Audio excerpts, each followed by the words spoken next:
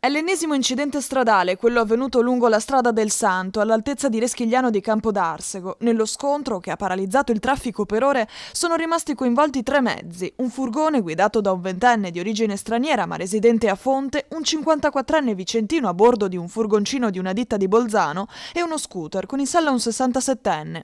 Ad avere la peggio il ventenne trevigiano, che secondo le ricostruzioni dei carabinieri di Cittadella stava procedendo in direzione Padova da Castelfranco Veneto. Il giovane è rimasto gravemente ferito dopo un doppio sorpasso, finendo la sua corsa contro il furgoncino. Illeso invece il conducente di quest'ultimo.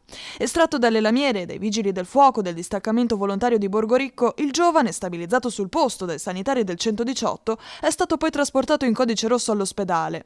Qualche ora dopo un nuovo tamponamento ha paralizzato la regionale 308 in direzione Castelfranco Veneto. Il sinistro ha coinvolto questa volta 4 veicoli in un tamponamento a catena.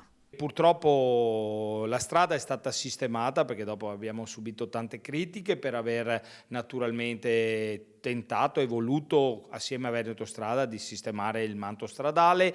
Abbiamo riacceso anche gli autovelox, però la gente corre troppo e tanto è vero che l'ennesimo sorpasso e l'ennesimo incidente. Sembra fortunatamente che non ci siano cose gravissime, però naturalmente questo ti fa riflettere. Una situazione ormai insostenibile per chi viaggia lungo questa strada. Credo che naturalmente chiunque sarà il nuovo presidente dovrà prendere in mano questa situazione perché abbiamo flussi di traffico impressionanti sulla 308 e quindi bisognerà per forza metterci mano.